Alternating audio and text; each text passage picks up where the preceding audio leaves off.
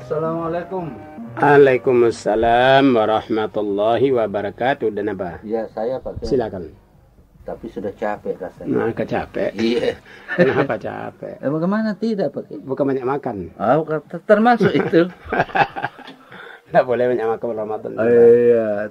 Begini. Nah, bagaimana? Saya bawa yang malam tadi. Iya. Suami istri yang cekcok. Itu. Lantas istri minta cerai. Betul. Suami mengiyakan.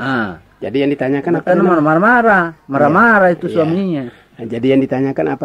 Apakah batal perkawinannya? Tunggu dulu. Nah, tetapi keesokan harinya mereka tidak cerai. Tidak jadi cerai. Oh, tidak jadi. Dan justru diminta oleh istri. Kemudian suaminya mengatakan iya. Tidak merubah status perkawinan mereka. Iya. Pernah dulu iya saya cerai. Sekalinya dia minta jangan. Mohon penjelasan jangan sejelas-jelas. Karena hal seperti ini saya yakin banyak terjadi di kalangan masyarakat. Yang kelihatannya sangat sepele, namun sangat prinsipil, terutama yang beragama Islam. Ini begini tenaga. Iya. Cekcok suami istri. Tiba-tiba istri menyatakan ceraikan saya. Suami tadi berkata ya besok kita urus. Besok kita urus. Lantas karena bilang suami besok kita urus, tiba-tiba ya berlangsung beberapa jam di belakang jadi lunak, sehingga mereka tidak jadi mengurus perceraian. Karena tidak jadi mengurus perceraian, beres, maka persoalan mereka belum dipandang sebagai cerai dan artinya sudah beres. Nah sekarang terbalik lagi. Bagaimana kalau mereka langsung suami istri bercerai dengan ucapan suami, ceraikan saya. Suami bilang hari ini saya jatuhkan talak saya 1 kepada kau. Nah persoalan sekarang kalau terjadi yang demikian, apakah dipandang sah talaknya? Itu persoalan yang berkaitan. Betul, kalau yang tadi kan tidak diucapkan cerai, cuma mereka bilang, suami bilang nanti besok kita urus. Nah, jadi berarti belum tak jadi diurus, berarti kan tidak ada masalah ya. Tapi kalau memang terjadi cekcok itu di mana suami berkata, ya baik saya ceraikan kau hari ini, jatuh talak saya 1 kepada kau. Nah, kalau terjadi yang begitu itu apakah dipandang sah cerainya? Nah, di kita ini dan ada hukum agama, ada hukum negara. Kalau kita melihat dari segi hukum agama, suami mengucapkan cerai, itu bisa batal perkawinan. Tetapi menurut kompilasi hukum Islam, pasal 115 itu, di mana di kompilasi hukum Islam yang bertolak dari Undang-Undang Nomor 1 Tahun 74 dan dinyatakan penceraian hanya dapat dilakukan di depan sidang pengadilan agama setelah pengadilan tersebut berusaha untuk mendamaikan mereka dan tidak berhasil mendamaikan kedua belah pihak. Penceraian itu terjadi mulai terhitung pada saat penceraian itu dinyatakan di depan sidang pengadilan, baru dipandang sah dan abad. Kalau kita saja dua-dua di muka.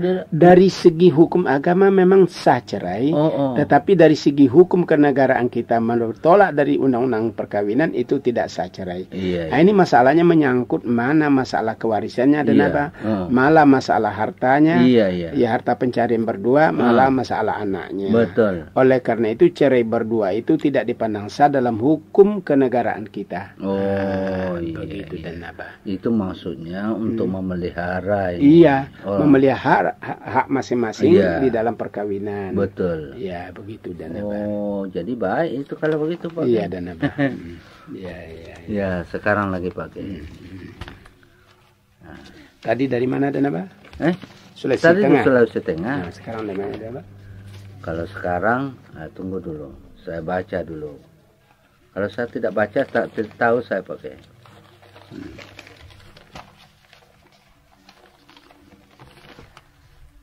Sekarang dari Labongu.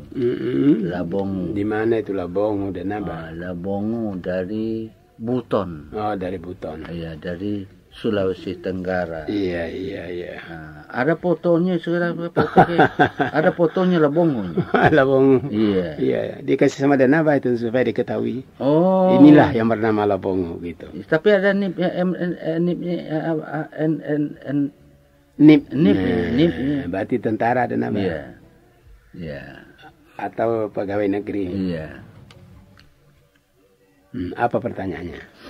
Dengan izin Allah Subhanahu wa Ta'ala, segala berkesempatan, Saya berkesempatan bukan segala berkesempatan untuk bertemu dengan Bapak Kiai dan Nabah. Iya. Dalam rangka menyongsong bulan suci Ramadan. Iya. Walaupun melalui selembar surat, saya akan menanyakan hal-hal yang bersangkutan dengan bulan suci Ramadan sebagai berikut. Pertama, pernah saya dapat informasi sama teman-teman saya bahwa apabila istri kita sudah tua atau tidak haid lagi, maka apabila bersetubuh dengannya hukumnya haram. Apakah benar informasi tersebut?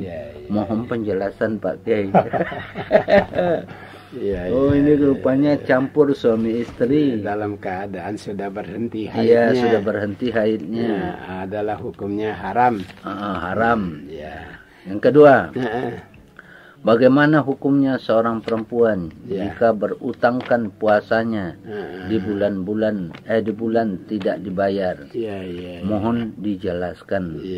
Ada puasa yang belum dibayar Pak Kiai. Yang ketiga, berapa harikah selesai puasa baru kita laksanakan puasa sunan, yaitu puasa sunan 6 hari dengan hormat. Tolong dijelaskan. Demikian pertanyaan saya di atas. Terima kasih sebelumnya. Begini dan apa? Kalau kita melihat tuntunan Tuhan di dalam Al-Quran, bahwa wanita yang sudah habis masa haidnya tidak boleh dilakukan hubungan sebagai suami istri. Ini pendapat tidak benar dan apa? Oh, pendapat tidak benar? Tidak benar. Oh, iya. Sebab di dalam Quran pada surat Al-Baqarah ayat 221 hanya dalam keadaan haid dan nifas sajalah sang suami istri tidak boleh mengadakan hubungan suami istri. Oh, waktu haid dan waktu nifas tidak bisa. Iya. Itu terdapat dalam Al-Baqarah 202. Adapun yang sudah berhenti haidnya sama sekali, itu tidak ada halangan atau hukum yang melarang mengadakan hubungan. Oh, bukan haram hukumnya. Iya. Jadi kalau istri sudah tua, itu haram dihubungi, itu tidak benar. Hanya saja barangkali istilahnya kehilangan gairah karena sudah usia lanjutnya. Oh, begitu. Bukan haram hukumnya. Bukan haram. Saya pikir karena sudah berhenti haidnya diganti dengan wanita lain. Barangkali begitu. Itu berarti kawin lagi. Iya, kawin lagi. Oh, enggak. Bukan. Bukan begitu maksudnya. Asal bernama istri itu tetap jadi istri. Dalam Quran sudah dikatakan hunna libasul lakum. Istri itu pakaian, tetap dipakai. Dalam pengertian tetap mengadakan hubungan walaupun sudah berhenti haidnya. Oh, jadi istri pakaianmu dan kamu pakaian mereka. Jadi pakai memakai. Iya. Jadi orang yang belum kawin Pak, tidak berpakaian. Tentu begitu dan apa?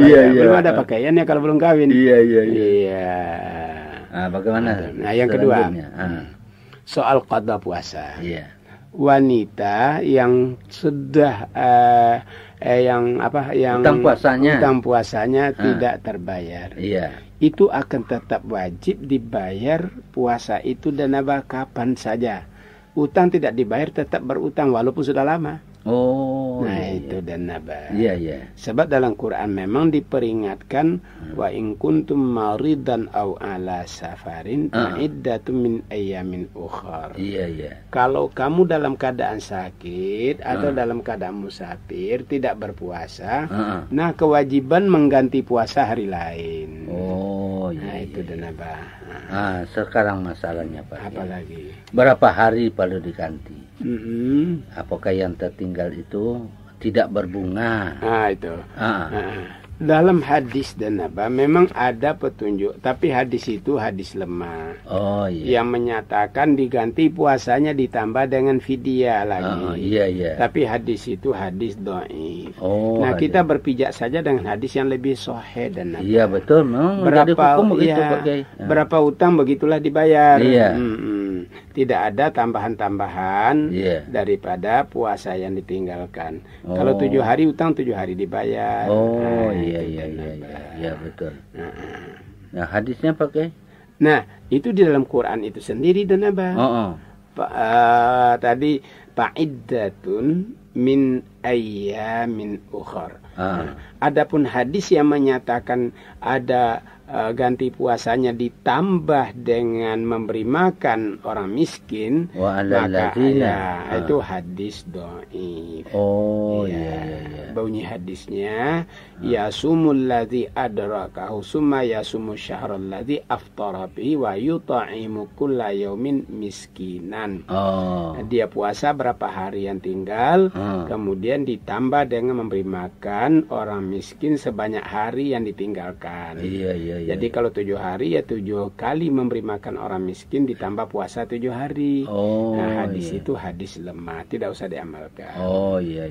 Nah itu dan apa? Nah yang ketiga lagi Pak, selesai. Ialah menyangkut masalah puasa sunat Syawal barangkali yang dimaksudkan berapa hari sesudah Lebaran. Nah, masalah puasa sunat Syawal berapa hari sudah Lebaran dan itu tidak ada ketentuan daripada Rasulullah. Yang penting jangan puasa pada hari raya. Oh iya. Nah, begitu datang Idul Fitri kita Lebaran, kemudian kita mengadakan kesepakatan di keluarga kapan kita puasa Syawal. Oh iya. Begini dan kita di sini ini memang umumnya Sulawesi Selatan ya. Iya. Puasa Syawalnya ini terlalu jauh disorong ke belakang karena lebarnya terlalu banyak. Oh iya. Terlalu lama. Nah ini saya sudah pernah mengusulkan dalam rapat majelis ulama bagaimana kalau kita bikin suatu pengumuman di seluruh lapangan di ujung pandang, kita Lebaran 3 hari. Dan kita semuanya mengumumkan akan terjadinya puasa sunat Syawal.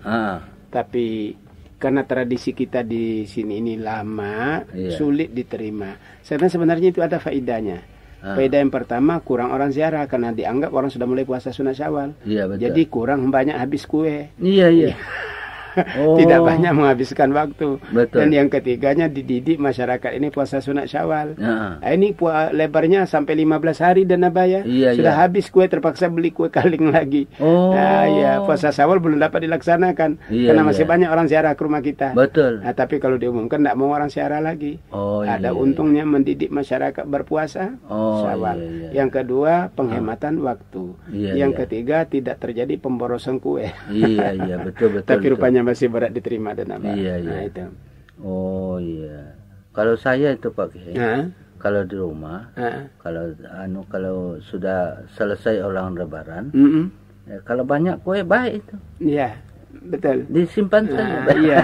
Tetapi berapa ongkosnya dan nambah keluar? Oh iya. Berapa hari kita melayani? Betul. Nah itu dan nambah. Nah ini lagi Pak Kiai. Ya selesai. Ini dari siapa ini? Di mana Pak yang Pulau Kerasian. Di mana itu Pulau Kerasian Pak? Tidak tahu dan apa. Mana tadi? Ini. Kalsel dan apa? Oh, Kalsel Kalimantan Selatan. Iya. Oh. Apa Kalsel begini. Ini rupanya Pak Kiai, melalui surat saya ini perlu saya sampaikan kepada Bapak bahwa pertanyaan yang saya ajukan ini sebetulnya pada bulan Ramadan yang lalu sudah saya ajukan. Namun saya tidak dapat mendengar jawabannya. Mungkin surat pertanyaan yang saya ajukan tidak sampai ke alamat Bapak. Karena belum juga karena 1 bulan penuh tidak pernah absen mengikuti dialog Bapak. Oleh sebab itu untuk kedua kalinya saya mencoba lagi mengajukan kepada Bapak dengan pertanyaan yang sama. Jadi kalau sekiranya bisa pertanyaan saya pada bulan Ramadan yang lalu, malum saya ada di pelosok pedesaan menemui banyak rintangan. Nah, ini baiknya Pak Kiai, karena radio tidak ada rintangannya. Nah, ini saya pertanyaannya Pak Kiai. Saya pernah mendengar dari para orang tua khususnya di kalangan masyarakat Mandar pada anak yang lahir dari hasil perzinahan kelak nanti setelah dewasa tidak dapat dijadikan imam dalam suatu salat berjamaah. Bagaimana tentang hal tersebut? Ini Pak Kiai. Begini dan Naba. Agama sudah memberikan petunjuk-petunjuk pensyaratan orang yang jadi imam. Bila pensyaratan itu sudah disebut dan tidak tersebut apa yang dapat di dalam masyarakat, itu tidak dijadikan syarat. Mungkin masyarakat membuat jadi syarat, tapi agama tidak. Yang kita lakukan agama ya menurut agama lah dan apa? Apa syarat-syarat orang jadi imam? Syarat pertama. Pertama, orang yang fasih bacaannya. Kalau dia baca Quran, fasih, benar ya. Benar. Yang kedua, banyak pengetahuannya tentang ilmu hadis, sunnah, Al-Quran dan hadis, banyak pengetahuannya. Dan yang ketiga, mereka itu adalah sudah cukup lanjut usianya. Ini sudah boleh mereka itu jadi imam. Jadi tidak boleh jadi imam orang-orang yang lahir daripada perzinahan. Tidak ada dalil yang melarang dan apa. Tapi masyarakat kita begitu Pak. Ya itulah. Banyak yang tidak sesuai agama dan masyarakat. Apakah masyarakat yang kita terima atau agama yang kita terima? Tentu ketentuan agama yang kita ikuti dan apa. Itu. Karena ada loh larangan-larangan agama itu Pak. Jadi oleh karena itu tidak ada di dalam masyarakat kita. Oleh karena itu tidak boleh menjadi imam dalam salat berjamaah. Jadi itu jawabnya tidak benar dan yang benar bapaknya yang berzina itu yang tidak boleh jadi imam. Nah itu benar. Bapaknya yang berzina itu? Iya. Kalau anaknya ya jadi ulama, sah jadi imam. Tapi bapaknya yang berbuat zina itu tidak boleh jadi imam. Itu udah ada dalilnya. Ada dalilnya. Jelas dan apa? Dalam hadis riwayat Abdullah bin Umar, la yuqbalullahu salata man taqaddama qauman wa hum lahu karihun. Allah tidak menerima salat jamaah satu kaum di mana yang maju jadi imam itu orang yang dibenci. Dibenci oleh karena melanggar ketentuan daripada agama. Ialah peminum balok, pezina, pencuri. Itu tidak dapat dijadikan imam dalam salat jamaah. Itu jelas. Apalagi yang kedua, di dalam buku yang berjudul 40 Masalah Agama, pada halaman 134, jilid 3, ada kalimat yang menyatakan bahwa ada fatwa dalam mazhab Syafi'i yang membolehkan pembagian zakat kepada satu golongan saja, tetapi adalah lebih baik supaya zakat itu diberikan kepada sekurangnya 3 golongan, yaitu fakir, miskin, dan gharimin. Dari hal tersebut di atas, zakat apakah yang dimaksudkan? B. Apakah hal tersebut di atas benar? Apakah pengertian dari perkataan satu golongan saja? Itu dulu pakai yang kedua. Begini dan apa yang dikemukakan dalam masalah 40 itu ada kebenarannya yang ditujukan hanya kepada satu golongan kalau itu zakat fitrah. Oh, iya. Dan itu nampak prioritas oleh Nabi ditujukan kepada miskin. Iya. Nah, itu. Zakatul fitri tuhratal lis-shaimi minal lagwi warrafasi wa tu'matal lil masakin. Iya. Di hadis lain lagi Nabi juga mengatakan aghnuhum anis sa'il fi hadzal yaum. Bikin kayalah orang miskin pada hari ini. Iya.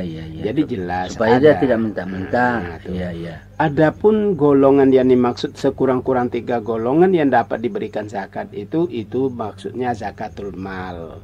Zakat harta. Iya. Nah, itu supaya jangan hanya miskin tok atau jangan hanya masjid tok atau hanya sekedar panti asuhan saja.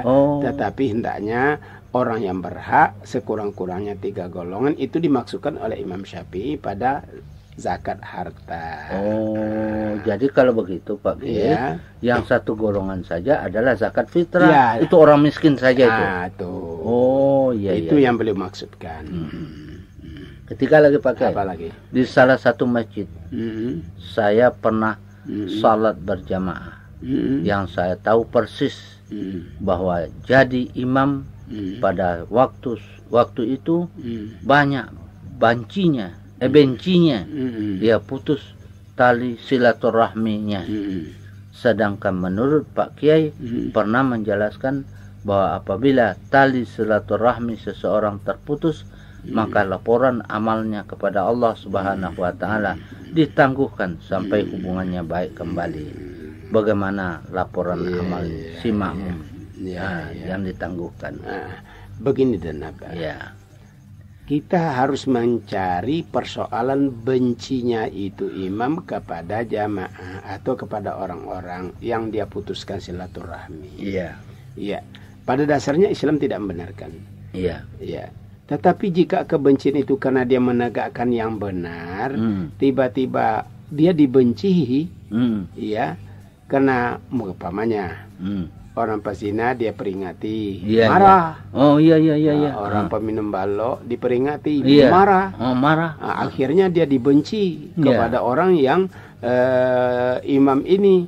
Maka ini dan nabat tidak akan menghapuskan amalnya, tidak akan menghambat amalnya dilaporkan kepada Tuhan. Kalau dalam masalah itu. Tapi kalau dalam masalah-masalah kecil, lantas bertengkar, mereka memutuskan silaturahmi, jelas amal ibadah mereka tidak akan dilaporkan sama Tuhan berdasarkan hadis riwayat Bukhari dan Muslim. Nah, itu dan apa? Utruku hazaini hatta yastaliha.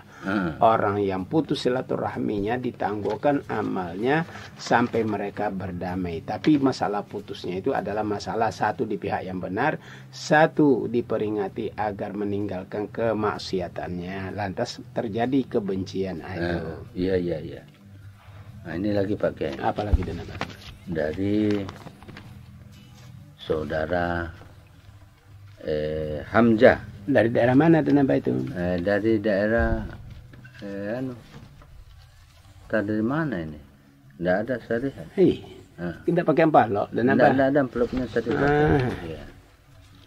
Iya. Adapun saya ingin tanya kepada Pak Kiai dengan Denaba, yaitu saya adalah pelanggan Jumat selama saya kerja di KUA, dan saya merasa ada kejanggalan yang perlu saya tanyakan agar kejanggalan ini tidak semakin parah. Yaitu, berdosakah bila seseorang menyia-nyiakan lembaran yang di dalamnya terdapat ayat-ayat Al-Quran seperti yang terdapat pada inti khutbah? Kepada Pak Kiai dan Denaba tolong penjelasan lewat RRI atau lewat kuliah subuh, karena saya juga di Manado selalu ikuti dialog antara Pak Kiai dengan Denaba dan Manado ini. Denaba. Apa yang ditanyakan? Nah, itu masalah tadi. Pelanggaran apa? Karena melanggan, ada langganannya di suara itu. Lantas kalau ada yang nobe apa semua, lantas kemudian ada pas di dalam masalah khutbah, cecer. Nah, bagaimana? Nah, Ya, saya kurang paham pertanyaannya dan apa. Pelanggang, apa itu pelanggang? Langganan itu. Ya. Lantas ada di dalamnya khotbah. Ada yang tercecer, nanti minta terobek. Bagaimana hukumnya yang begitu? Apa mau diapakan itu? Itu kan perlu dipelihara ayatnya itu Pak Kiai. Jadi lembaran khotbah yang terbuang, iya, yang berserak-serak. Itu. Kalau itu terdapat sebagai dari Al-Quran. Kalau begitu dan apa itu harus dijaga saja. Iya. Jangan sampai tersia-sia. Iya. Petunjuk-petunjuk atau terinjak-injak, apalagi yang berdasarkan Al-Quran. Iya. Itu harus dijaga dan apa itu. Iya. Kalau hanya itu. Dari Manado itu Pak. Iya. Ini dari mana dan apa ini? Ini dari NTT, Nusa Tenggara Timur lagi. Iya. Bagaimana pertanyaannya? Nusa Tenggara Timur, jauh deh pakai. Jauh sekali. Iya. Kita sudah sampai ke Nusa Tenggara Timur. Apa pertanyaannya? Begini pakai. Sudah pernah ke Nusa Tenggara Timur? Belum. Saya dikop oleh saudara-saudara saya bahwa saya termasuk anak durhaka terhadap orang tua atau bapak, karena saya menghindari hadir pada upacara tahlilan hari ke-7, hari ke-100 dan sebagainya, dan hari kematian bapak saya. Apakah benar anggapan saudara-saudara saya itu? Nah, pakai dan Abah.